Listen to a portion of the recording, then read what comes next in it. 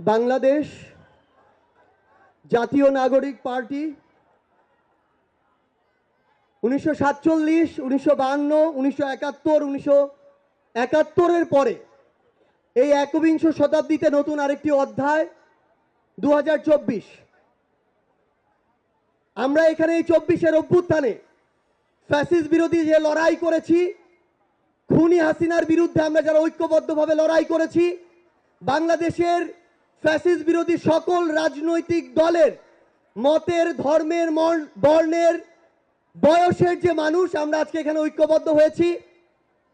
আমরা প্রথমেই কৃতজ্ঞতা জানাতে চাই বাংলাদেশের ফ্যাসিস্ট বিরোধী লড়াইয়ের যত রাজনৈতিক দল ছিল যারা আজকে এখানে উপস্থিত হয়েছেন, আপনাদের প্রতি আমাদের অন্তরের অন্তঃস্থল থেকে কৃতজ্ঞতা। আমরা শুধু আপনাদেরকে একটা কথাই বলি, একটা অনুরোধ করি। আমরা বিশ্বাস করি যদি ওই 5 আগস্টে খুনি হাসিনা জান নিয়ে পালিয়ে যাওয়ার পরে আমরা এই বাংলাদেশ নিয়ে যে স্বপ্নগুলো দেখেছিলাম সেগুলো আমরা বাস্তবায়ন করতে চাই, তাহলে আমাদের এই রাজনৈতিক দলগুলোকে ঐক্যবদ্ধভাবে কাজ করতে হবে। আমাদের যে কোনো একটি বিষয়ের পক্ষে বিপক্ষে কথা থাকবে, যুক্তি তর্ক থাকবে, কিন্তু দিন শেষে যেটা দেশের জন্য, দেশের মানুষের জন্য মঙ্গলকর, আমরা সবাই যেন সেটাতে ঐক্যবদ্ধ হতে পারি। আমরা বিশ্বাস করি আমাদের এই রাজনৈতিক দলগুলোর মধ্যে যদি এই মিউচুয়াল রেসপেক্টটা থাকে, আগামীর বাংলাদেশ হবে অপ্রতিরোধ্য বাংলাদেশ।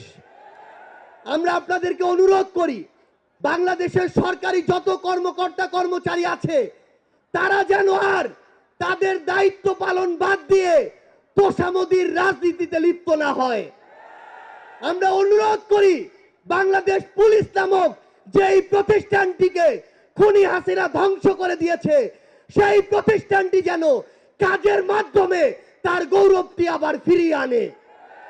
আমরা আপনাদেরকে অনুরোধ করি সরকারি সকল অফিস আদালত যত কিছু রয়েছে, সে পুলিশ হোক, বিচারক হোক, আমলা হোক, দয়া করে জনগণ থেকে হাত পেতে ওই ঘুষের টাকা নিবেন না।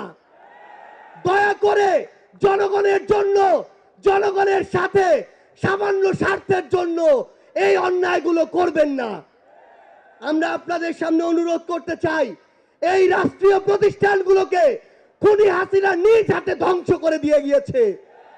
সকল রাজনৈতিক দলকে ঐক্যবদ্ধভাবে এই প্রতিষ্ঠানগুলো সংস্কার করতে হবে। এই প্রতিষ্ঠানগুলোতে যেন সেই মানুষটি বসে যেই মানুষটি দেশ এবং মানুষের জন্য ভালো, সেই মানুষটি নয় যেই মানুষটি আমার মাইম্যান। আমাদের একটি জিনিস লক্ষ্য রাখতে হবে, আমার সামনে আমার আহত যোদ্ধারা, আমার সামনে 16 বছর ধরে বিভিন্ন রাজনৈতিক দলের কিংবা নির্দলীয় যারা ফাইট করেছেন তারা বসে আছেন। আমার সামনে আমার শহীদ পরিবার রয়েছে। এই প্রত্যেকটি গুম, খুন, বিচার বহির্ভূত হত্যা, এগুলোর বিচার যেন আমরা ঐক্যবদ্ধভাবে করি। এই খুনি হাসিনার বিচার যেন আমরা ঐক্যবদ্ধভাবে করি। একটা জিনিস মনে রাখতে হবে, নিজেদের সামান্য স্বার্থের জন্য যেন কোনো অপরাধী ছাড় না পেয়ে যায়। কোন অপরাধীর জন্য সুপারিশ নিয়ে আমরা যেন থানায় না যাই। কোন অপরাধীর জন্য সুপারিশ নিয়ে আমরা যেন কোনো বিচারকের কাছে না যাই। এই নতুন বাংলাদেশে ধ্বজভঙ্গ শিক্ষার সিস্টেমগুলো, এই কারিকুলামগুলো আমাদেরকে ঠিক করতে হবে। এই বাংলাদেশকে বাংলাদেশপন্থী হিসেবে গড়ে তুলতে হবে। আমরা আপনাদের কাছে অনুরোধ করি আগামীর যে বাংলাদেশ আমরা স্বপ্ন দেখি, সকল রাজনৈতিক দল যদি ছোট ছোট স্বার্থগুলোকে এক পাশে রেখে ঐক্যবদ্ধভাবে কাজ করি তাহলে সেগুলো আমরা বাস্তবায়ন করতে পারবো।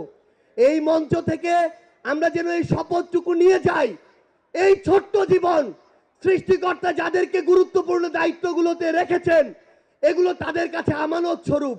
আমরা যেন এই ছোট্ট জীবনে এত বড় দায়িত্বের আমানতগুলো দয়া করে খেয়ানত না করি।